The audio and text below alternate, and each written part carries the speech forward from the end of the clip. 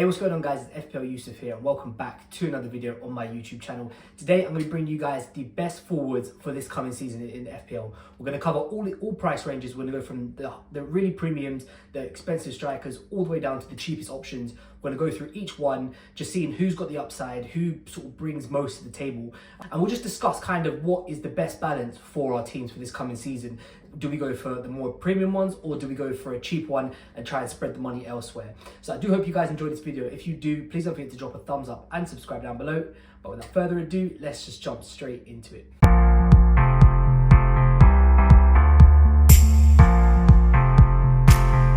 Okay, welcome back guys. Thank you so much for being here with me on my YouTube channel for another video. So, as I said in the intro, we're going to just cover a range of all different types of strikers today. We're going to go through, different teams who've got different starts. We'll go through different price points, what the best sort of setup is for us. Do we just go all premium in attack or do we try and spread the money and maybe go for some of the cheaper options? So we're going to discuss it all right here in this video today. So we'll start with the premium options first, and I've sort of put them at 9 million and above. So anyone who's 9 million and higher, in my opinion, is a premium option. So I've got 4 players for this category. We'll start off with the most expensive player, and that is Erling Haaland, who's coming in at 14 million. Now, we all know he didn't have the best of seasons last year, but I don't think he can be discounted this year. I am surprised that his percentage is so low owned, actually, compared to the likes of Mo Salah, Palmer. He's not being picked as much.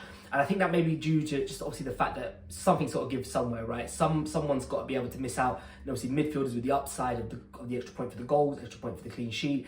Naturally people are going to swerve more towards them. However, I do think Erling Haaland will be back to full form this year. Obviously, like I said, last year he suffered with injuries. Man City weren't playing well either. So when you couple that all together, even though Haaland did get above 20 goals, it still wasn't a stellar season by his account. Whereas I feel like this season, he's back, he's ready to go. Man City have made a few signings in the transfer window. And obviously, they're not going to want a season like they did last year. They're going to want to be back pushing for the title, with the likes of Arsenal, with Liverpool. And obviously, Haaland's goals will be key to that. He has a very good expected goal involvement of 0.69, which means, he's pushing towards the 1 mark per game, which means, most times or not, when you're paying that much money for someone, you want to guarantee as best returns as you can. Man City got an okay start to the season. It's not the best, it's not the worst, but I think for him, he is a genuine captaincy option for most games. And obviously, when you're paying the premium for someone like this, you want to have that option. When you're paying for the likes of Salah, Palmer, you want to know that in most games, you'll be able to get your captaincy on them because there is a high chance that they are going to obviously succeed and get you points. And obviously, he will be on penalties for Man City, which is obviously another thing to add to his arsenal. But I just think this year, for me, Erling Haaland is going to be back on full form. He is in my team personally as well. I just couldn't go without him. And I just think that, with the start Man City have got as well, like I said, they've got a few odd games in there, but for the majority of the part, you would expect him to get off to a good start this season. Okay, so next up on that list is Alexander Isak. Now, this is a real difficult one. We all know what Alexander Isak's capable of. Last season he was absolutely outstanding. His numbers show it in the expected goals, expected assists. He's coming in at 0.67, so not far behind Erling Haaland, and you're saving 3.5 million difference between them. However, the big talk about Alexander Isak is where is he going to be playing his football? Is he going to be at Newcastle or is he going to be at Liverpool? At the time of me recording this, the things are starting to sour a little bit between him and Newcastle, so I would struggle to see if him staying there come the start of the season. Now, if he goes to Liverpool, on the one hand, you think, yeah, it's good. But obviously, if he goes to Liverpool, he's not going to be on penalties, which will be Mo Salah. So that's, something which he does have at Newcastle. He has got, obviously, more competition with Ekitike. Now, you'd imagine when they're paying the money for him, he will be starting most of the games. However, does that mean he'll be getting early subs? Does that mean, certain games, especially around the Christmas period, will he be coming out because they've got Ekitike as backup? I don't know. I personally think that him going to Liverpool does make him a little bit of a worse option for minutes risk, but also, like I said, he loses out on penalties. We all know how good he is, and obviously when you're playing for a better team, there'll be more chances created, which means he'll get more opportunities to score, so he can make up for the missed penalties like that. But I just think, having a player, especially when you're paying that sort of money for them, having them on penalties is such a big thing because it's another route to their points. When he's not on those penalties, it's asking a lot for him to actually then come back in and try and make up those returns just from open play goals. So we'll have to wait and see. I think at the time when we record this, you can't pick him. I just don't think he, with the uncertainty surrounding him, I don't think he'd be a smart pick. It's a lot of your budget wasted on one player who, may or may not start, may or not be at the club that he's at right now. So I think with Alexander Isak, the overall consensus is just to wait and see how his transfer plays out and see where he is come the start of the season. Okay, so next up with the 2 9 millions, these are the lower end of the premium. So we'll start with Ollie Watkins first. 9 million, like I said, I think it's actually a very good price for Ollie Watkins. He's got a very, very good start to the season, and someone who's been slept on maybe a little bit. Obviously, with Ollie Watkins, you get the likes of goals, assists. There is a chance that he is on penalties this season as well. Obviously, if he's starting every game, we know his penalty record isn't great, but there is a small chance that he will be, taking them for them. Obviously, it could be between Tielemans, John McGinn, but his name's always in the hat if he's on the pitch. I think obviously most of the time if you're only on Ollie Watkins, you're going to be reliant on his open play goals, which he can get, no doubt about that. His XG is not too bad. He's looking at like almost 1 goal every 2 games, which for the price you're paying isn't terrible. But like I said, the big thing with Ollie Watkins is his start. And also the thing about owning Ollie Watkins is even if you don't start with a Haaland and Isak and Gyökeres, who we're going to come on to, Ollie Watkins is at a perfect price point to allow you to navigate to them after game week 5, game week 6. When some people A will be using the wild card, but also B when Aston Villa's fixtures start to take a little bit of a turn, he's an easy jump to someone else providing you have a little bit more money in the bank. So I do like Ollie Watkins. He is quite high on my radar and someone that I'm personally considering putting in my team right now. And last up is the unknown man, and that's Victor Gyökeres coming in at 9 million. This could be very, very cheap depending on how he gets on. Obviously, stats-wise, these are taken from his Sporting Lisbon days, which you have to take with a pinch of salt because we all know that the Portuguese league isn't what the Premier League is. Goal record, ridiculous. He also has quite a high assist threat as well, which means, he's averaging 0.92 XGI a game, which means, you're almost guaranteed a return if he continues to those standards. Obviously, like I said, the Premier League is a different animal altogether. He's probably gonna need some time to sort of settle in as well. Would I be starting the season with him? I'm very tempted. And obviously, judging by the percentage that he's owned, I think a lot of people are as well. Arsenal have got quite a difficult start to the season. There's no doubt about it. First 2 games are not too bad. Obviously, Leeds at home, and the second one is the big one. The real question I think around it is Gyökeres going to start off the season as Arsenal's main striker, or will they go for the tried and tested Havertz and allow Gyökeres just to sort of bed himself in and feel it in? For me personally, I think you start him, right? The fans are going to want to see him. You spent money on him, a lot of money on him, and he obviously comes with such a big reputation. Is there a chance that he's going to be on penalties? Maybe. He has a very, very good record on penalties. Will Saka give them up?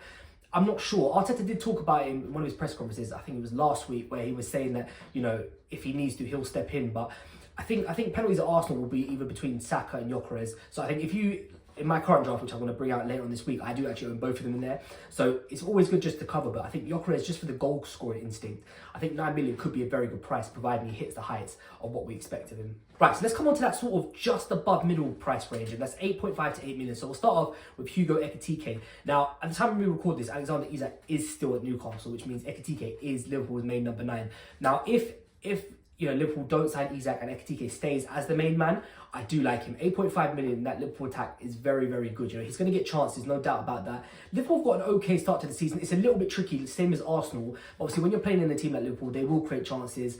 Darwin Núñez is the perfect example of that. He gets so many chances when he plays up front. The only difference between him and Ekitike is he can't finish. Whereas if Ekitike could find his shooting boots, especially early on, then I think there's definitely chances that they are going to be there to get him up and running. 8.5 million, is it a little bit steep? Potentially, but I think you're also paying for the team that he's going into. Obviously, he's not going to have penalties because Mo Salah's there. But I think if you're looking for just an all-round good striker, maybe someone who's not hitting the premium prices, but just a little bit under just to try and spread that budget, I don't mind him. I think he's a decent pickup. Now on to the other player who I've ranked at this sort of price range, and that is Jarrod Bowen. Obviously off to a great start with Sunderland first up, which I think a lot of people, especially if you're bench boosting, as I put in my draft, will probably be on him. Hasn't got the best goal to game ratio. Obviously he does place predominantly on the right hand side, can play up front as well, but he does couple that with a high assist rate, which means his overall XGI is pretty similar to those who are around him. It's not much difference.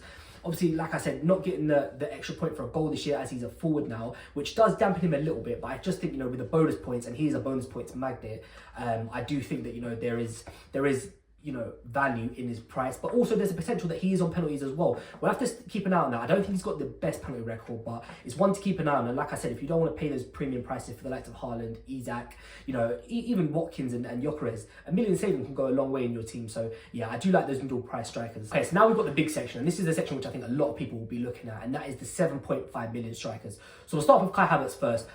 I think for me, I just would be unsure about going with him. I think obviously because Gyökeres is signing there, like I said, it's also almost a coin flip as to who's going to get that starting Arsenal spot for the start of the season. Obviously, as time goes on, I think Gyökeres will lock it down. There is a potential that Havertz does start. Now, if he does start the opening sort of 2, 3, 4 before you get to wildcard, I actually think he could be quite useful. Obviously, Arsenal have got a decent start. Their fixtures do turn for a little bit after sort of game week 3, 4, but by then most people will be coming to the idea of a wildcard, especially if you bench boost. So yeah, I don't mind Havertz. I personally wouldn't go with him just because of the uncertainty about minutes, but if he does start, then I think there is definitely upside for him, especially for the first 2 fixtures for Arsenal. The man everyone is talking about, and that is João Pedro. Obviously 7.5 million, I think is a great price for him. I'm not 100% convinced on him. at this moment in time. Obviously, he's got good stats. You know, his XGI overall is 0.64, which is very, very good. I do think the minutes are secured with him. I think he'll start. I don't think Liam Delap will push him too much this season. Obviously, for him last season, a lot of his goals came through penalties, which he will not have at Chelsea. It's not like Arsenal where you've got Gyökeres and Saka. I think Chelsea is solely Cole Palmer, and that's it. So João Pedro's going to have to try and make up for that from open play goals. Now, like I said, it's been a running theme throughout this video. Obviously, when you play for a better team, you know, you're going to get more chances created. Chelsea are looking very dangerous as well, especially through the Club World Cup. And João Pedro in particular had a very good Club World Cup. So he's someone to keep an eye on. I think, you know, a lot of people will be jumping on it. At the time of me recording this, he is currently the highest owned player in FPL. So that says something. You know, usually when you've got a lot of people flocking to one player at the start of the season, there is something there for it. Chelsea have got a fantastic run of fixtures as well. So he's not only a great price, he will get more chances from open play goals despite not having penalties, but also his fixture run is just fantastic to start the season off. So definitely someone to look out for. Definitely, I would say right now is probably justified to be the most owned player in FPL, just because his price, and obviously, like I said, he's got the other things like the fixtures, the team he's playing in as well. So definitely one to have in your team. Mateta up next for Crystal Palace. Now I think this one for me depends on whether Eze stays or goes. If Eze stays, I think Mateta is a viable option. If Eze goes, I'm not too keen on him as I would have been if Eze had stayed. Now, we all know what Mateta can do. You know, he's a great finisher. He does have these patches throughout the season where he hits a real hot streak and he starts scoring every game. Now, Crystal Palace will make chances, obviously, with the likes of Munoz flying forward. Like I said, if Eze stays there, then he will get the opportunities. It's just whether or not that is the big thing. Is Eze going to stay? If Eze leaves, I just think for me, he's probably not someone I'm looking at. The start to the season is not the greatest. It's okay. It's nothing special, but I do think that Mateta, you know, at some points throughout the season will be useful. I just don't know whether or not it's from the start this time round when you've got the likes of João Pedro, you know, sort of fighting for that sort of price point with him. Chris Wood from Nottingham Forest up next. Now, obviously, we all know how fantastic he was last season. I do think there will be a drop-off. Now, I could be wrong, and maybe he continues to hit the heights he did last season. I think, obviously, them losing Anthony Elanga is a big thing because Elanga was such a, you know, key role in how they were playing. I do think, obviously, the numbers will go down. His output for his XG massively differs. Obviously, he really did overperform his XG last year. And obviously, at some point, with all those type of players, there's going to be a drop-off. And that goes for everyone. But I just think Chris Wood, for me, Forest have got a decent start to the season, but I'd probably be more looking at their defence rather than their attack. Like I said, I just would like to see if Chris Wood can start getting into a run of maybe how he did last season. But like I said, he did overperform his XG massively last year, so I'm not too sure whether he's going to be someone that I'm starting with. Also, he's got a lot of competition around the price point that he's at as well, which does sort of dampen his sort of appeal to me a little bit more as well. And finally, last up in this sort of 7.5 million bracket is Dominic Solanke. Now, this is someone who I am interested in. Obviously, we just heard the news that Heung-min Son is looking like he's going to sign for LAFC, which means he'll be gone. So that begs the question, who is going to be on penalties? Madison, unfortunately, went down injured, and it's not looking good for him. So I actually think Dominic Solanke will be on penalties for Spurs, and I do think that he will get goals. You know, Thomas Frank is a very good manager. Despite me being an Arsenal fan, I have to give credit where it's due, and I think Thomas Frank will get the best out of the Spurs side, which means if they get the best out of the Spurs side, then we've seen with Johan Wissa and Brian Burma, when they've got a attacker who the attack solely revolves around, they can be quite beneficial. And Solanke is definitely someone that I'm considering right now. I put him above Mateta, above Chris Wood. I think he rivals Kai Havertz as well, maybe even above him. But like I said, obviously with Son leaving, that leaves penalties open to interpretation. I do think Solanke will be first in line for that. So you've got a striker who's at 7.5 million, who's got a decent start to the season, who could potentially be on penalties. I'd say probably more likely to be on penalties than not. I think it all just works in well, and I think, you know, him and João Pedro, if you are looking to save money on maybe, you know, an Isaac, a Watkins, you know, 1.5 million each, that's 3 million if you save the difference from going for the premiums to these guys. That money can go a long way in your team. It can get you an extra midfielder, an extra defender. So yeah, I do like Dominic Solanke, and I think for me, just behind João Pedro, he'd be quite high up on my list of players that I'm looking to get for this coming season. Okay, and finally onto the cheaper midfielders. This is 6.5 million under. We'll start off first with Rasmus Højlund. Now, for me, the reason why I'm starting with him first is he's just a no-go for me. I wonder if he's even going to play. You know, obviously they've got Cunha and Burma's coming in. Now that could be Cunha on the left and Burma on the right, and then Højlund through the middle. But for me, I'm just not sure that I would trust Højlund to start. Obviously, he's definitely not going to start all games for all 90 minutes. So you've got a minute's risk already. His XG and numbers just aren't great at all. They're really, really bad. I wouldn't be surprised if Man United went out and signed another striker in this window as well. So for me, the reason why I'm starting with Højlund on this is just to completely stay away. I think he's a non-starter. And for me, not someone that I'd be looking at all. Then we go on to Evan Nilsson from Bournemouth. Obviously, Bournemouth last season really had a very good season by their standards. They had a serious purple patch where, you know, they were just winning game after game after game.